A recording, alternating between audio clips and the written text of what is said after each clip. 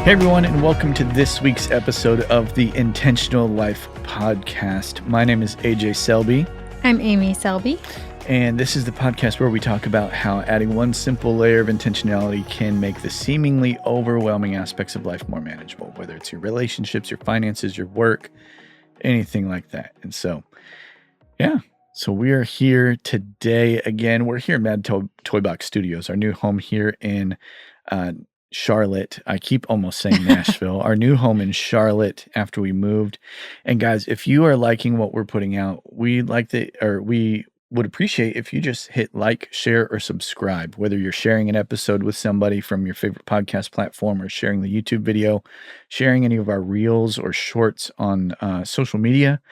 And we'd love if you left us a review. We want to hear from you, our listeners, what you're enjoying about the podcast. It helps the algorithms push it out to more people so more people can hear what we're talking about, and hopefully we can help more people along the way. So, babe, what is our question today? Our question today is how to focus on preparing for your marriage instead of being consumed with wedding day planning. So, meaning when you're engaged. Yeah, I think this is like just a really good topic to be talking about and to be taking into consideration, because so many people spend so much time invested into planning this one event that could be it could be 2 hours, it could be 6 hours, depending on how long you're partying for, and yet they don't spend nearly the same amount of time preparing for a marriage that's supposed to be for the rest of their lives. Yeah. So someone may spend 40 hours in total, picking vendors and looking for places and planning food and linens and dresses and, suits and all this stuff. And 40 hours may be a low number, comparatively to how much goes into planning for a wedding. And so I'm just going to go with 40 hours for a 1 week time frame based off of that. But if someone's spending at least 40 hours planning for a wedding, how much time are they spending comparatively in making sure there's a really solid foundation prior to the marriage that's the setup for the rest of their lives? And that's not even like, and someone could say, well, yeah, we've been engaged for a year. That doesn't mean that there's been an intentionality in how you have prepared and laid the groundwork for a marriage, like for something of that significance. Like if someone put in 40 hours of planning for a wedding, did they put in the same amount of time into premarital counseling and mentorship and seeking, whatever is going on, like in setting themselves up and giving them the tools to have a successful marriage? Right. Yeah, I agree with that. And I think that's really important. Preparing for a wedding day it's fun and it's necessary and it's exciting. It's all these things. It can also be very stressful. It can get to the point that it's sucking the life out of you, which is almost not worth it. Like, it's like, do less then. If it's sucking the life out of you, do less. But yeah, it should not overshadow, as you just said, preparing for your actual marriage. And I think, this person was asking, how do you prepare for your marriage and not just get completely consumed in the wedding day planning? I think a big part of that is making sure that you are going to premarital counseling. I don't know if all pastors do this, but I know there are a lot of pastors who, if you're going to ask them to be the pastor that marries you, they will require some amount of premarital counseling, because they just want to make sure that you're actually, going in a good direction and that you have something. And so if that's the case, if it's, the person that's going to marry you, and so they're like, okay, well, you need to do at least 1 or 2 sessions with me. I just want to make sure you have something. That's fine. And that's good. Also, I would say, don't let that be it. 1 to 2 sessions, and I know way too many people who've only done one. I mean, I know a lot of people who didn't do any premarital counseling. But 1 or 2 sessions is just not enough. It's not enough. And I'm grateful that there are a lot of pastors who require that in order to be the pastor that marries you. I'm grateful for that.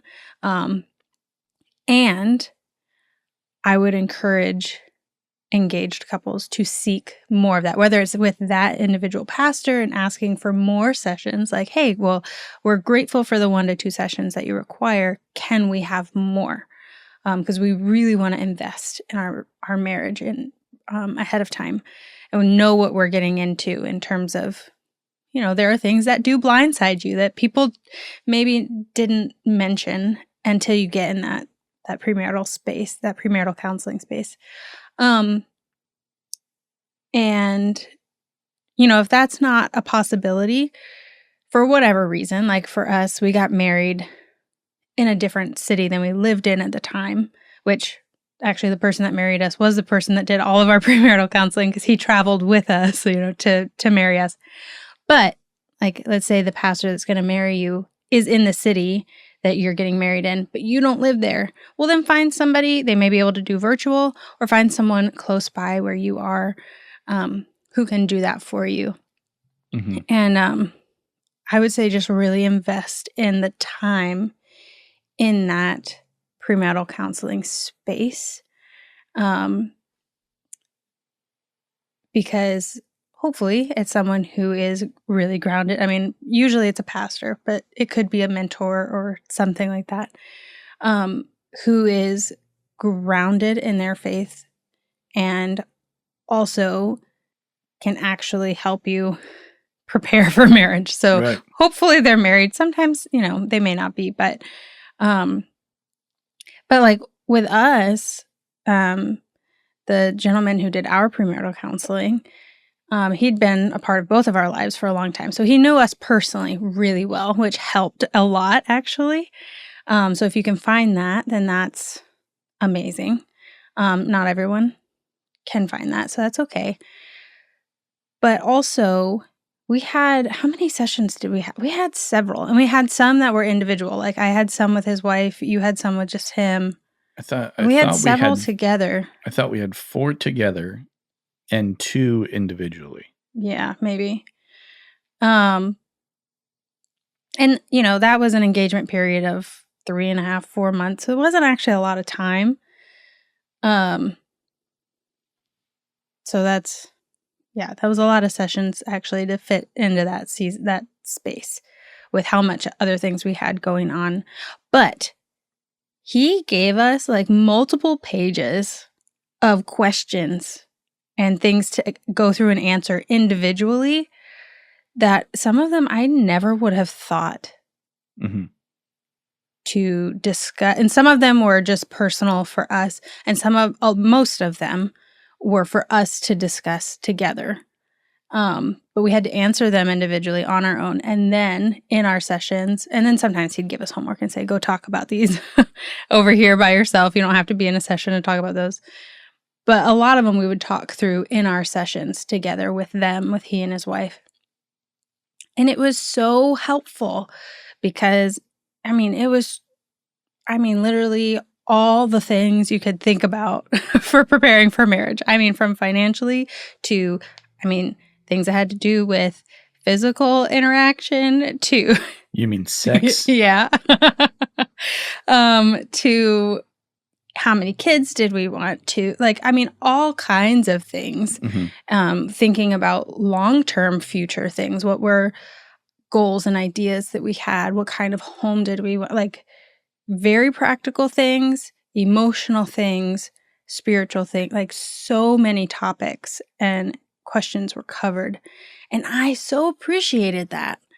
And I had this couple that we trusted, both of us trusted them, that I could talk through these if I needed to talk with the wife and be like, I need to talk through this question before I answer this and before I talk to AJ, because what is this asking me? Or I'm not really sure how to navigate answering this. But yeah, that was so, so, so helpful.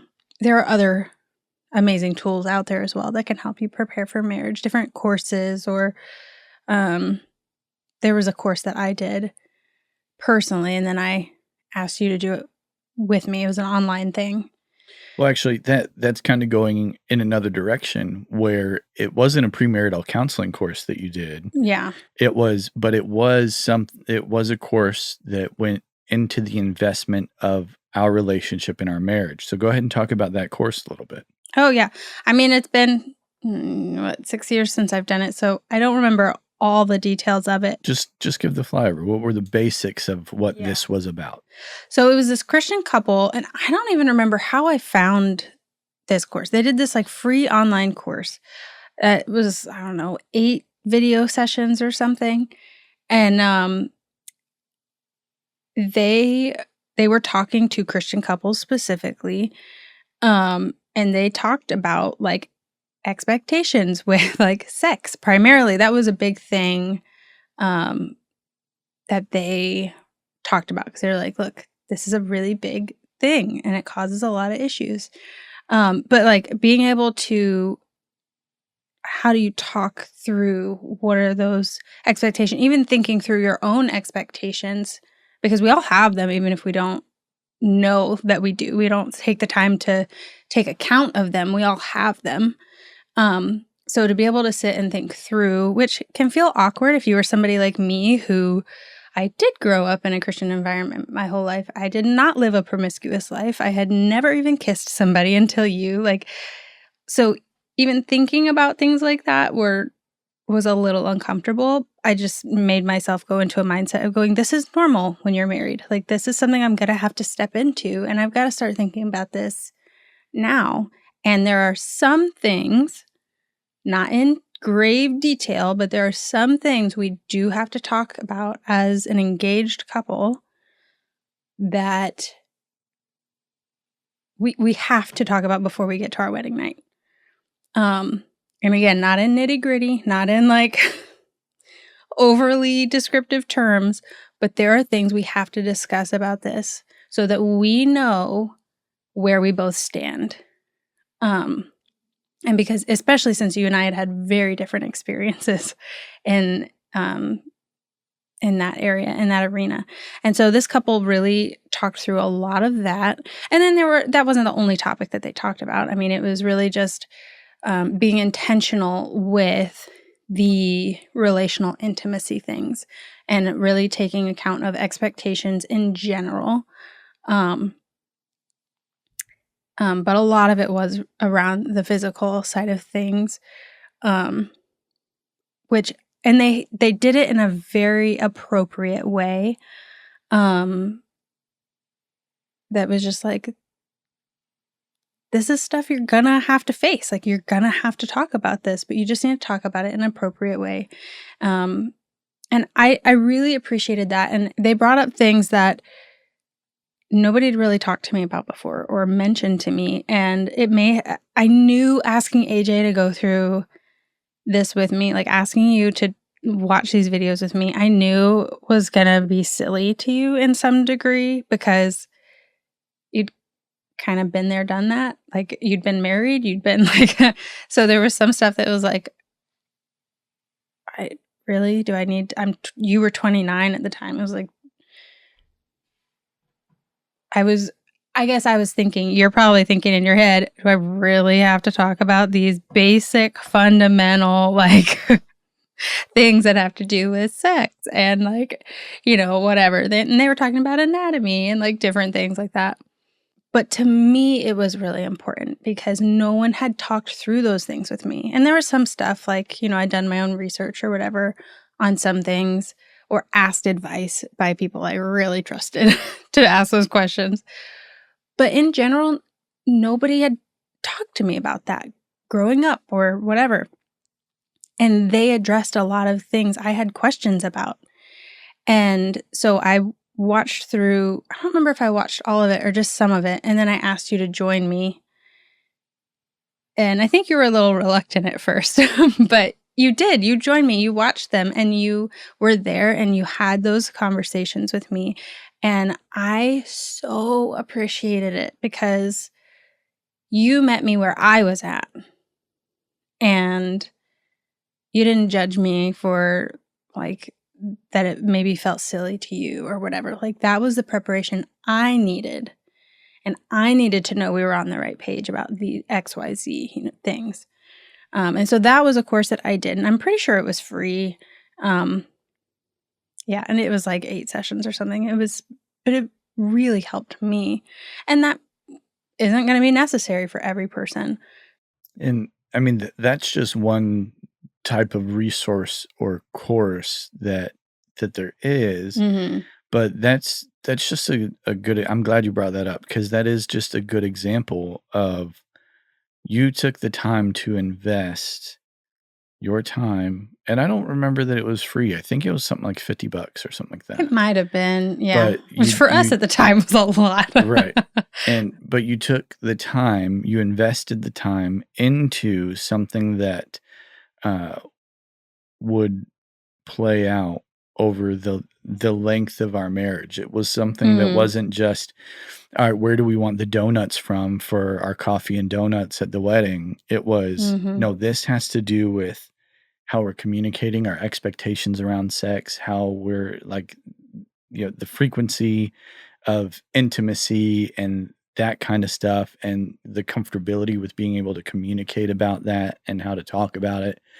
And that was one Yeah. aspect. And, this isn't just, it's kind of a plug, but it's not a plug. But I mean, like we've done, premarital counseling for folks before too, where, we talk about stuff and some people might be like, oh my gosh, you've only been married 5.5 years, blah, blah, blah. What are you doing premarital counseling with people? And yet it's like, I can understand that.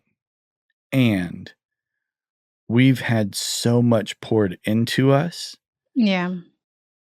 And we've experienced a lot over the last 5.5 years that, sure, if that's the approach that you want to take, you can judge us, that's fine. But we've had so much poured into us that why would we just hold on to that and not share that with other people? Or like even just tag team with older couples. Yeah. Yeah.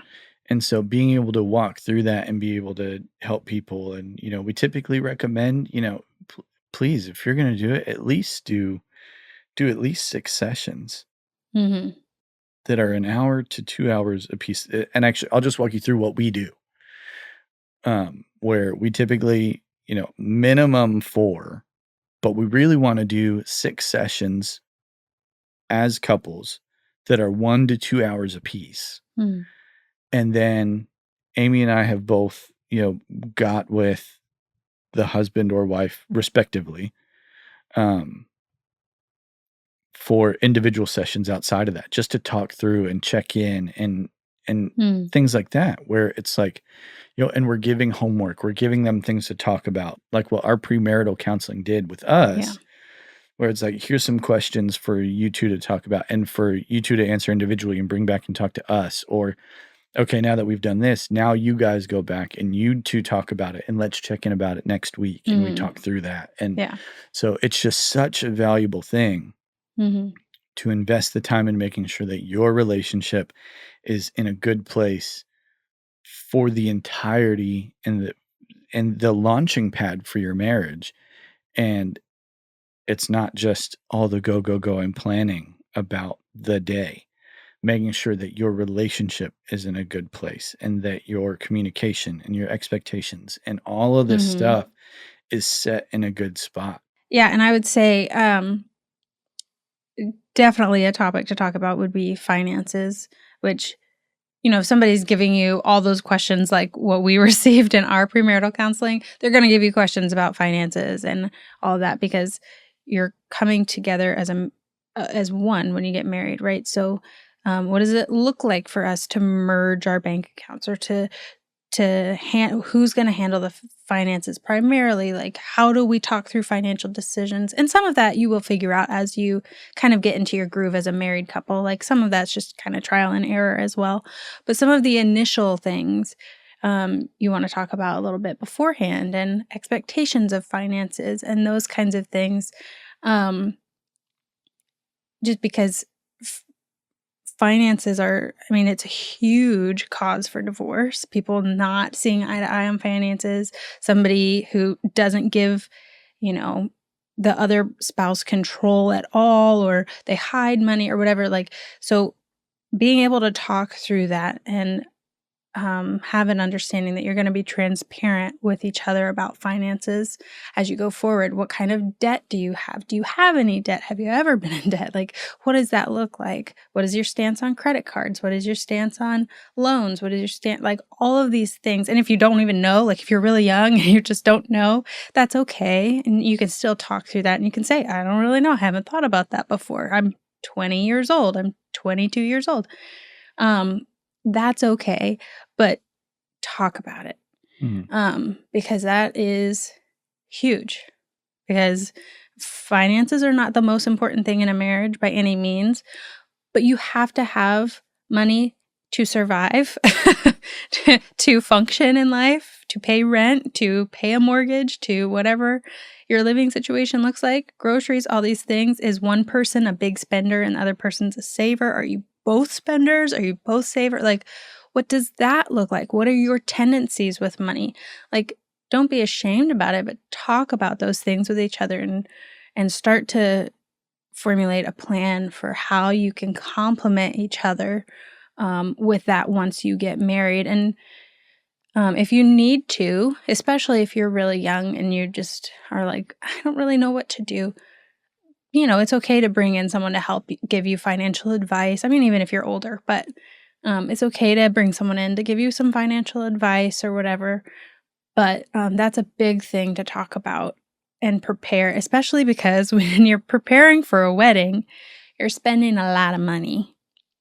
And that looks different for everybody. Some people, they're, one of the engaged couple, their parents are taking care of like everything, or maybe both parents, or maybe it's just on you two as a couple. You're paying for everything out of pocket. Like, is it coming out of your savings? Is it like, what does that look like in that season? Because are you paying so much money for your wedding that you're going into your married life broke? Like, I mean, are you paying so much for your wedding that you're going into debt? And that's how you're starting your marriage off, stressed and strained about how much you owe on the party you just had. Like, by all means, have a good wedding, have an amazing wedding. But if it's going to put that kind of strain on you as soon as you get married, it's not worth having all those things. The marriage is more important than the things you have at your wedding. And so, yeah, those are all really important things to talk through as well when you're prepping for getting married. Yeah. I would say if someone were to come to me right now, which I guess they have with this question, or at least this topic, the things that I would say are paramount are the key things. If you don't look at anything else to lay the groundwork for your marriage, the key things I would say would be: make sure you talk about finances, make sure you talk about sex, learn how to communicate well. Mm-hmm. Yeah. And then figure out what are the dreams and goals that you have for the future. There are like some really practical things right now to look at and prepare for. And then looking at what is it that the dreams that you two individually have for the future, and where do those come together? And if you can find somebody to walk you through those things and how to communicate that well and learn how to talk about that. Amy and I have talked about how it's so important to learn how to interpret the language of your spouse.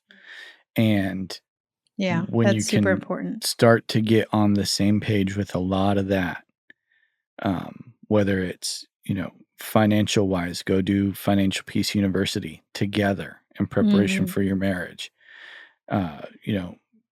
Sex, it's in premarital counseling, or find a course like what Amy talked about, where it just prompts you to have conversations about what a physically intimate life looks like and the expectations around that. Communication, again, premarital counseling, or somebody that does, coaching and can help provide you with the tools to better communicate and understand your spouse. Right. All of those are key to setting up the launch pad of your Mm. marriage together and the future. And all of that has so much more weight and importance than how great a party you threw Right. for your wedding. Yeah. So, yeah, I'd say those are the key things to look at. Yeah. I mean, I 100% agree, and I'm glad you brought up communication because yes, that is a huge, huge, huge thing. How you both think and operate, um, and all of that. So, how that can complement and or clash. Yeah.